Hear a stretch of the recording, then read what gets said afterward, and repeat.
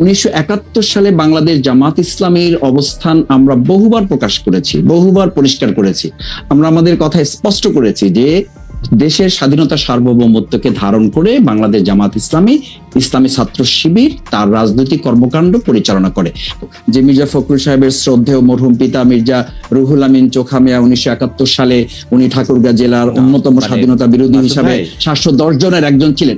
আমরা তো লক্ষ্য করেছি শুধু জামাত ইসলামের অবস্থানটার কথা বলেন। বাংলাদেশ শেখ মুজিবুর রহমান স্বাধীনতা চায় নাই, ভালো কথা। আপনার পরিষ্কার অবস্থানটা হচ্ছে 1971 সালে শেখ মুজিবুর রহমান স্বাধীনতা চায় নাই, কিন্তু জামায়াতে ইসলামী স্বাধীনতা চাইছিল, এবং চাইছিল হচ্ছে ভারত সাহায্য করবে না এরকম একটা অবস্থায় স্বাধীনতা। আমরা যখনই প্রশ্ন করি আপনি বলেন যে আপনারা বলেন যে ব্যাপারে জামাত ইসলামের অবস্থান পরিষ্কার, কিন্তু পরিষ্কারটা আপনি একটু বলেন তো, আমরা একটু শুনি যে পরিষ্কার অবস্থানটা কি। 1971 সালে কি আপনারা যা করেছিলেন তা ঠিক করেছিলেন?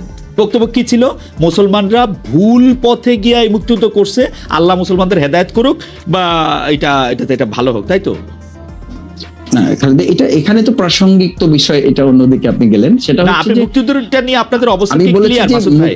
আপনাদের অবস্থান কি ক্লিয়ার? বিষয় আমাদের ক্লিয়ার হচ্ছে যে আমি বলেছি যে মানে এই কথাটা তো ঠিক যে মুক্তিযুদ্ধ এবং মুক্তিযোদ্ধাদের মতো এত সম্মানিত এই জায়গাটাকে আওয়ামী লীগ এটাকে বিতর্কিত প্রশ্নবিদ্ধ করেছে এবং একটা নিন্দনীয় জায়গায় নিয়ে গেছে তাদের দলীয় সম্পদের উপর। আমি যেটা বোঝাতে চাইছি আপনাকে, প্রথম কথাটা আমাদের ন্যাশনকে আমাদের মেসেজটা তো ক্লিয়ার করতে হবে। আমরা বোঝাতে চাই যে 2024-এর এই অর্জনটাও যেন আমরা কোনো ব্যক্তি, দল, গোষ্ঠী, রাজনীতির কোনো মারপ্যাচে এটা যেন বিতর্কিত না হয়, এটা যেন প্রশ্নবিদ্ধ না হয়। সেই জায়গায় 1971 সালে বাংলাদেশ জামাত ইসলামীর অবস্থান আমরা বহুবার প্রকাশ করেছি, বহুবার পরিষ্কার করেছি। আমরা আমাদের কথা স্পষ্ট করেছি যে দেশের স্বাধীনতা সার্বভৌমত্বকে ধারণ করে বাংলাদেশ জামাত ইসলামী ইসলামী ছাত্র শিবির তার রাজনৈতিক কর্মকাণ্ড পরিচালনা করে। এবং সেই কারণে আপনি দেখেন যে 2024-এর এই গণ অভ্যুত্থানের মাত্র কয়েকদিন আগে আমাদেরকে নিষিদ্ধ করা হলো। কাউকে নিষিদ্ধ করা না, আমাদের করা হলো এই কারণে যে তখনকার আন্দোলন সংগ্রামে বাংলাদেশ জামাত ইসলামী ইসলামী ছাত্র শিবিরকে সরকার এবং তৎকালীন গোয়েন্দা সংস্থার রিপোর্ট অনুযায়ী তাদের কাছে মনে হয়েছে দেশপ্রেমের সামগ্রিক চেতনাটাকে বাংলাদেশ জামাত ইসলামী ইসলামী ছাত্র শিবির লোকেরা ধারণ করে এই কাজটা করছে। আর ছাত্র শিবির তার ছাত্র সংবাদের প্রকাশনা যেটা করেছে এটা একটা বিচ্ছিন্ন ঘটনা। আমি মনে করি যে তাদের এখানে একজন গবেষক একটা লেখা লিখেছে এবং তারা এটা পরে যখন বুঝতে পেরেছে বা এটা তাদের নজরে এসছে, আমি বলছি যে যখন তাদের নজরে এসছে তারা প্রত্যাহার করেছে এবং এটার জন্য তারা দুঃখ প্রকাশ করেছে। এখন আমি যদি আপনাকে আরো ধরি যে এটা তো এই নেগেটিভটাকে যদি আপনি ওভাবে নেন, আমি এটা মানে শ্রদ্ধা রেখেই বলছি যে আমাদের এখন বাংলাদেশ জাতীয়তাবাদী দল বিএনপি ওনাদের ওখানে যে মহাসচিব হিসাবে শ্রদ্ধেয় মির্জা ফখরুল ইসলাম আলমগীর সাহেব উনি কাজ করছেন, ওনার বাবা সম্পর্কে আমাদের কাছে কি মেসেজ আছে? তো সেজন্য কি বিএনপি কে এখন ক্ষমা চাইতে বলতে হবে, বা আমরা কি বলবো যে মির্জা ফখরুল সাহেবের শ্রদ্ধেয় মরহুম পিতা মির্জা রুহুল আমিন চোখা মিয়া 1971 সালে উনি ঠাকুরগাঁ জেলার অন্যতম স্বাধীনতা বিরোধী হিসাবে 710 জনের একজন ছিলেন। একটু শেষ করছি যে এই কারণে কি এখন বিএনপি কে আমরা ধরবো?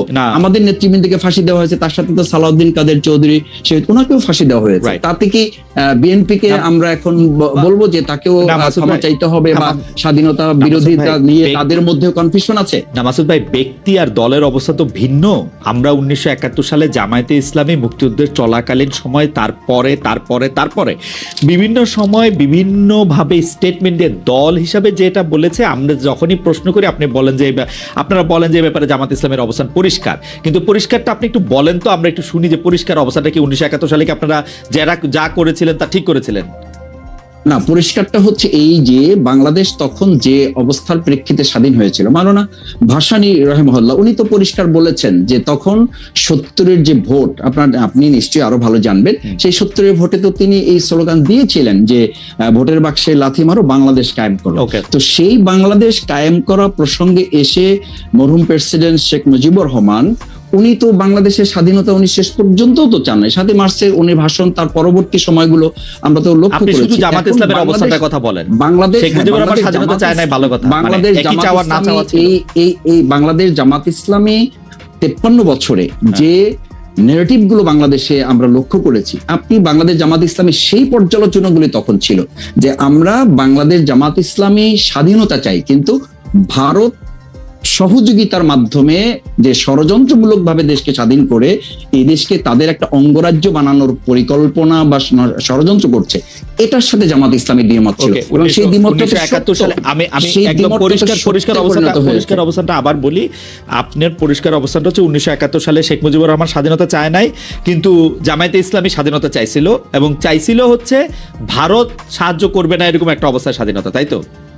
ভারতের ষড়যন্ত্রমূলক ওই সহযোগিতাকে সাথে নিয়ে আমরা, এবং এই অবস্থানে কোনো পরিবর্তন, এই 71 থেকে 25 পর্যন্ত কোনো অবস্থান পরিবর্তন হয় নাই, তো এটাই ছিল, তো এটাই ছিল, এটাই থেকে এই 2024 এসে এটার পরিবর্তন হয়েছে। আমি বলেছি এবং আমাদের ছাত্ররা তো বলেছে, জনতাও বলেছে যে ওই 2024 5ই আগস্ট আমরা কিন্তু শুধুমাত্র একটা সরকার পরিবর্তন ঘটাই নাই, আমরা আমাদের এই সন্তানেরা, আমাদের এই ছাত্র জনতা সেদিন একটা আধিপত্যবাদেরও আমরা পতন ঘটিয়েছি। কারণ আপনি জানেন যে আপনার একটা ইস্যু আমি আলোচনাতেও দেখেছি, এবং আমাদের দেশের গোয়েন্দা সংস্থা পরবর্তীতে বিভিন্ন আলোচকরাও বলেছেন যে সেদিন 2024 জুলাই আগস্টে আমাদের পার্শ্ববর্তী রাষ্ট্রের একটা সক্রিয় এবং শক্তিশালী গোয়েন্দা সংস্থা এই দেশের তৎকালীন দুষ্ট চক্র আইন শৃঙ্খলা বাহিনীতে যারা ছিলেন তাদের সাথে সম্পৃক্ত থেকে আমাদের দেশের ছেলেদের উপর গুলি করা হয়েছে। আমি আমার 67 দিনের রিমান্ডে আমি একটা সাক্ষাৎকারে বলেছি, আপনাকে আবার একটু স্মরণ করাচ্ছি,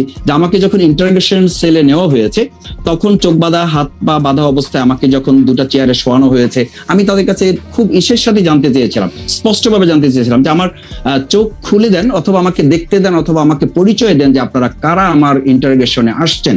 ওনারা অসতর্কতাবশত হোক অথবা কৌশলগত দিক থেকে ওনাদের মনে না থাকার কারণে হোক, ওনারা বলেছেন এখানে দেশি বিদেশি সংস্থার লোকেরা আছে। মাসুদ ভাই, যখন দেশ গিয়ে আমরা একটু আসলে একটু প্রিসাইজ থাকতে চেষ্টা করি। অর্থাৎ 1971 সালে যেভাবে বাংলাদেশ স্বাধীন হয়েছিল, জামাত ইসলাম এটার সাথে একমত ছিল না, তো জামাত ইসলাম এটার সাথে একমত কখনোই পোষণ করে নাই। 2024 সালে আইসে বাংলাদেশ, আপনি মনে করতেছেন 2024 সালে আইসে বাংলাদেশ একটা অন্যরকম স্বাধীনতা পাইছে, এটা কি ব্যাপারটা এরকম? মানে ভারত তারত এলিমেন্ট আমি যেতে চাইতেছি না, আপনি দুই লাইনে বলেন 1971 সালে জামাতের অবস্থা সঠিক ছিল।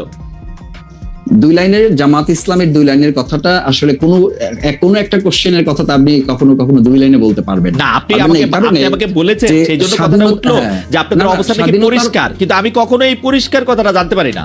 পরিষ্কারটা কি? কথা হচ্ছে এইটা যে বাংলাদেশ জামাত ইসলামী স্বাধীনতাটা ভারতের ষড়যন্ত্রমূলক সহযোগিতার মাধ্যমে চায়নি, কিন্তু যখন স্বাধীন হয়েছে দেশ, সেই স্বাধীনতাকে ধারণ করে জামাত ইসলাম, ইসলামী ছাত্র শিবির তার সামগ্রিক কার্যক্রম পরিচালিত হয়ে আসছে, এবং সেটা প্রমাণিত এবং পরীক্ষিতভাবে দেশের জনগণ সেটা গ্রহণ করেছে। ফ্যান্টাস্টিক।